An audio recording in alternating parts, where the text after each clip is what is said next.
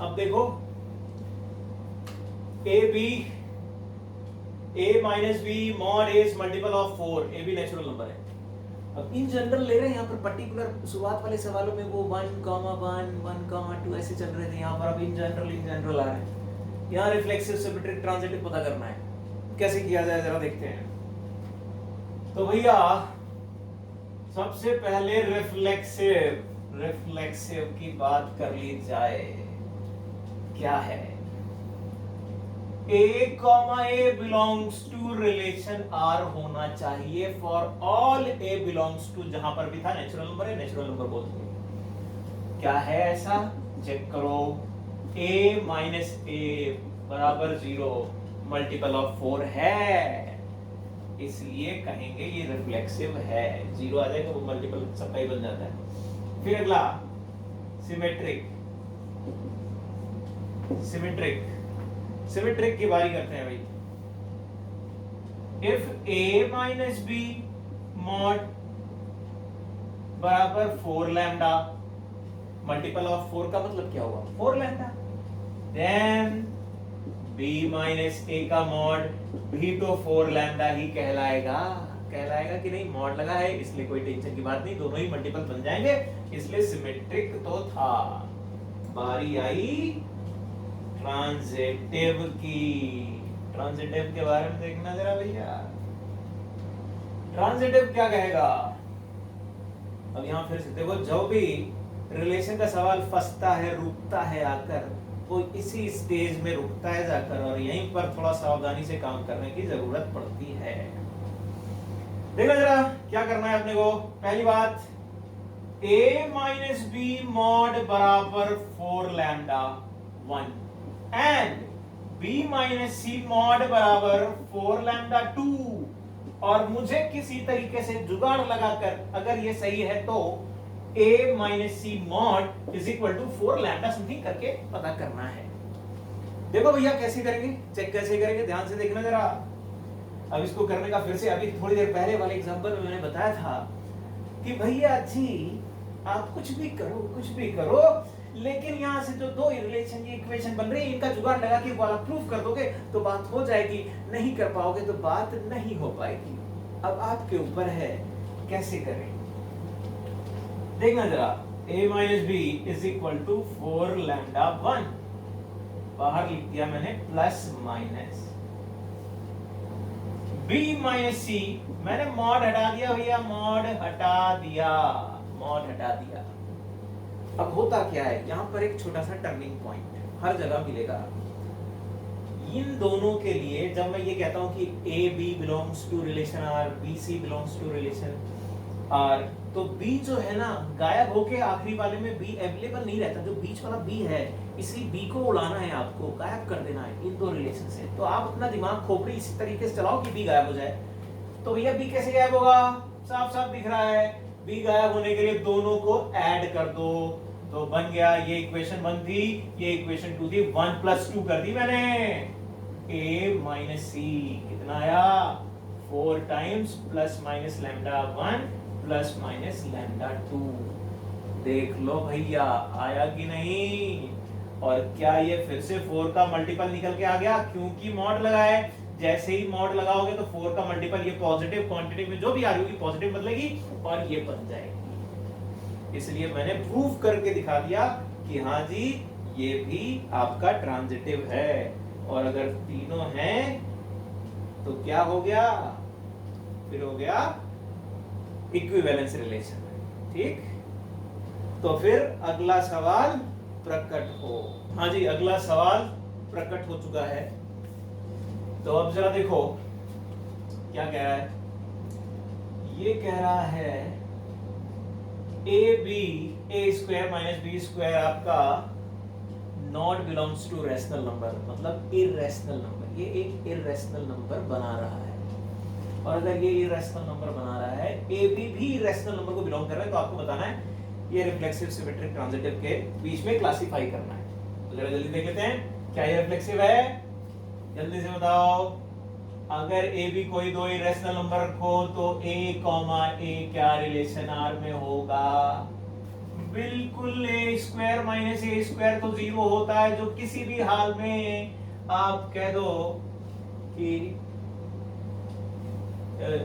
Rational number होगा। Not belong to लिख रहे हैं, ये बिलोंग टू रैशनल नंबर लिखना चाहिए मेरे को, बिलोंग्स टू रैशनल नंबर होगा।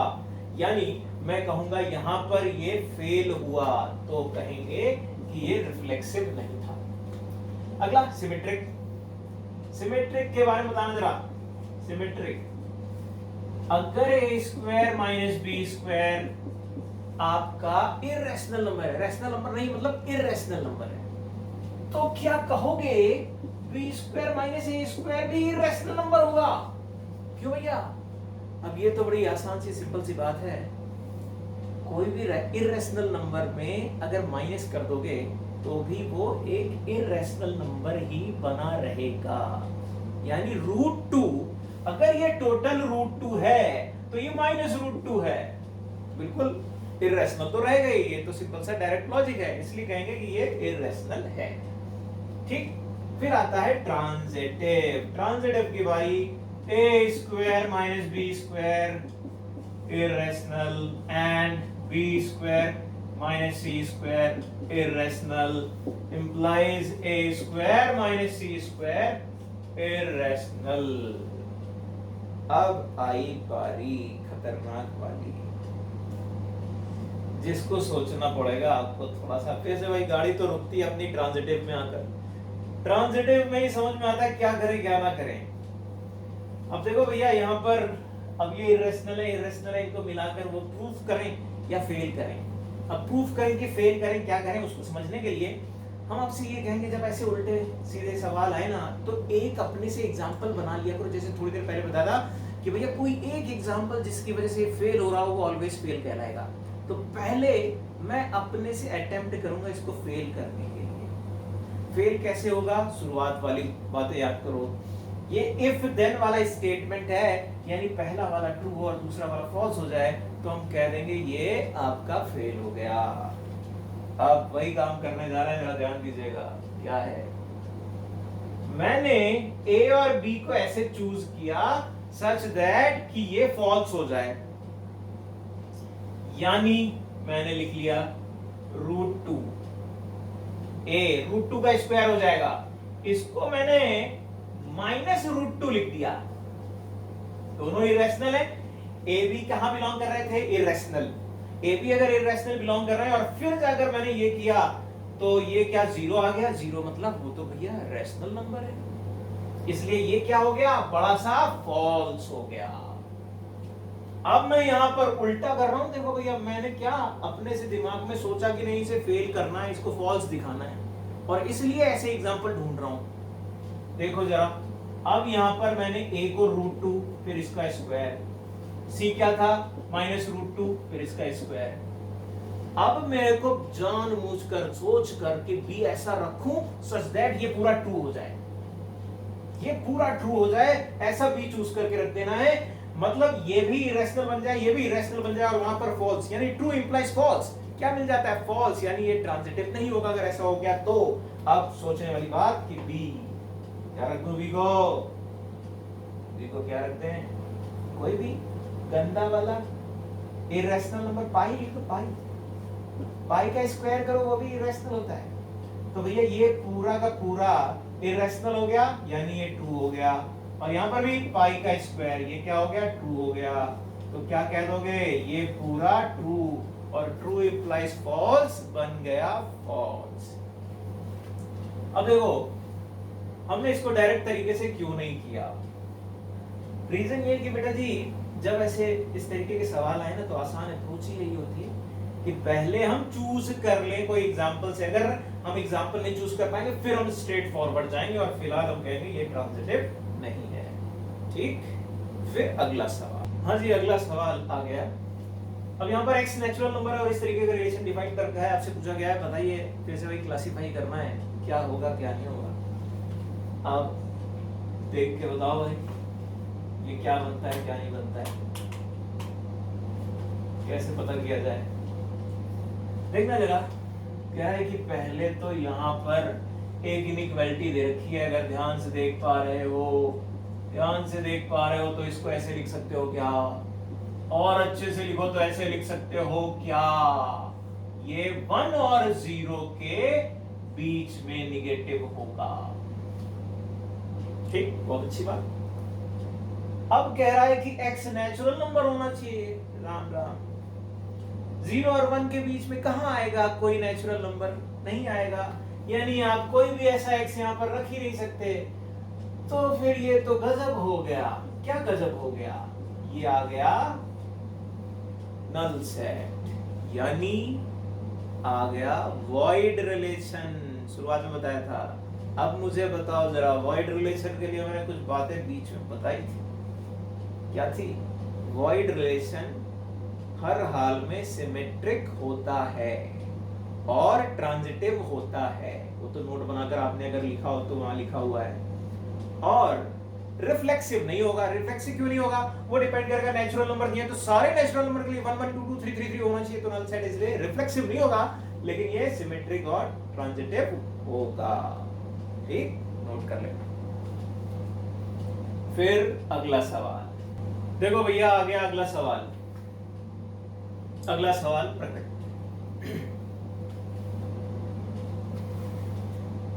क्या कह रहा है? ये थोड़ा सा बाकी सवालों से कुछ अलग निकल गया, ये तो अचानक से ऑल ऑफ सडन अजीब सा फीलिंग दे रहा है। कह रहा है यार कोई सबसेट है किसका, n क्रॉस n का। यार कोई सबसेट है n क्रॉस n का, n cross n cross n cross n लिखना चाहिए था मेरे को। सवाल पूरा अब है, अब सवाल पूरा है। n cross n cross n cross n। पूरी तरीके से सवाल प्रकट नहीं हुआ था, आधा जरूर प्रकट हुआ था। अभी जरा आप समझो ये क्या कह रहा है। ये रिलेशन R एक्चुअल में डिफाइंड किया गया है n क्रॉस n पे, on the set n cross n। मतलब पहला वाला सेट भी n क्रॉस n है, दूसरा वाला सेट भी n क्रॉस n है। इधर भी पेयर है, इधर भी पेयर है। पहले तो खुद मिलके पेयर बनते थे, अभी पेयर और पेयर के बीच में मिलाकर फिर से पेयर बनाने हैं। तो अभी यहां पर एक पेयर अवेलेबल है, यहां पर एक पेयर अवेलेबल है, और रिलेशन इस तरीके से डिफाइन कर रखा है। अब पता करना है क्या है क्या है। पहले क्या होता था, यहां पर एक सिंगल एलिमेंट था, यहां पर एक सिंगल एलिमेंट था, और फिर कुछ भी बन जाता था जो भी लिखा जाता था। अभी यहां पर ऐसा नहीं है, तो भी कोई टेंशन की बात नहीं है। ये एक सिंगल एलिमेंट की तरह देखा जाएगा और ये भी एक सिंगल एलिमेंट की तरह देखा जाएगा। आ जाओ रिफ्लेक्सिव। रिफ्लेक्सिव के लिए क्या कहोगे भैया? a, b relation a, b होना चाहिए। ये कहोगे क्या? a, a होता था जो पहला वाला है वही दूसरा वाला है, पहला वाला ये तो दूसरा वाला ये है। ये होना चाहिए फॉर ऑल। तो देखो जरा इसकी डेफिनेशन लगा दो यहां पर। ये a d को मिला रहा था, यहाँ a b से मिलेगा a प्लस b और b प्लस a। भैया ये तो ऑलवेज ट्रू है, रिफ्लेक्सिव है। फिर सिमेट्रिक की बात कर लेते हैं। सिमेट्रिक क्या कहेगा? A B relation C D, then C D relation A B. यही तो कहोगे सिमेट्रिक के लिए, यही कहोगे कि नहीं? अब बताओ ये क्या है? a प्लस डी बराबर b प्लस सी, है कि नहीं? ये क्या है? c प्लस b बराबर d प्लस a। ऊपर वाले डेफिनेशन से अगर जाएं तो ये लिखेंगे, क्या ये दोनों एक ही आ रहे हैं? देखो यस, यानी ये सिमेट्रिक भी है। फिर अगला आया ट्रांजिटिव। ट्रांजिटिव क्या कहोगे? A B relation C D and C D relation E F, then A B relation E F होना चाहिए। बोलो जी, बात समझ में आई? क्या बोला हमने? ए बी सी डी से रिलेट करे, सी डी ई एफ से रिलेट करे, तो ए बी ई एफ से रिलेट करना चाहिए। करेंगे क्या? ऊपर वाली डेफिनेशन लगा दो यहां पर, a प्लस डी बराबर b प्लस सी। ये लगा दो, c प्लस f बराबर d प्लस e। यहां पर लगा दो a प्लस f बराबर b प्लस e। अब हमने कहा था भैया इसको अगर फॉल्स करना है तो फॉल्स करके देख लो, जैसे कहा था, लेकिन ये बड़ा सिंपल सी इक्वेशन है। देखो जब इक्वेशन बन जाए तो हमारे लिए लॉजिक लगाना आसान होता है। इसे प्रीवियस वाले सवाल में हमने इक्वेशन नहीं बन रही थी, इसलिए कुछ फॉल्स वॉल्स करने का जुगाड़ लगाया था। यहाँ इक्वेशन बनती नजर आ रही, बड़ा सिंपल सी बात है, इसमें कोई खोपड़ी नहीं लगानी। इन दोनों का यूज करके वो बनाया जा सकता है। क्या CD गैप करना है, CD बीच वाला। क्या करें, दोनों को ऐड कर दो, दोनों को ऐड कर दो। A plus D plus C plus F, B plus C plus D plus E। देख लो, C कैंसिल, D कैंसिल। क्या ये बन गया? बन गया क्या भैया? देख लो जल्दी से, बन गया? ठीक है, तो ये कहानी थी। ये थोड़ा सा अलग सा सवाल था, जैसा कि मैंने यहाँ पर दिखाया आपको। पेयर का पेयर के साथ कोरिलेशन बन रहा था। तो इस तरीके के रिलेशन के सवाल आपको मिलेंगे। अब आपका काम ये है इसके बाद कि रिलेशन में जितनी भी चीजें आपके पास, जो भी मटेरियल है, जिस तरीके भी जहां से भी फॉलो कर रहे हैं आप, उसके सारे सवाल लगा लिए जाए, रिलेशन के सवाल। और मैं आपको रिकमेंड करूंगा कि रिलेशन की अगर किसी कंपटीशन की बुक से या कहीं से भी लगा रहे हैं, उसके साथ एनसीईआरटी के भी सवाल जरूर लगा लीजिएगा। और एनसीईआरटी में प्रीवियस ईयर के सवाल भी लगा लीजिएगा, तो थोड़ा सा कॉन्फिडेंस आ जाएगा कि भैया बोर्ड में भी हमारा एक सवाल पक्का हो गया। ठीक, तो इसके बाद तुरंत अगली क्लास में हम जानेंगे कि फंक्शन और फंक्शन के आगे अंदर जो भी वैरायटीज आई होती हैं उसको चालू कर रहे होंगे। तो मीनवाइल अगर आप लोग नोटिफाई होते रहें, पता चलता रहे, इसलिए आप चैनल को सब्सक्राइब कर लीजिएगा और साथ में बेल आइकन भी दबा देना। ठीक, बाय बाय।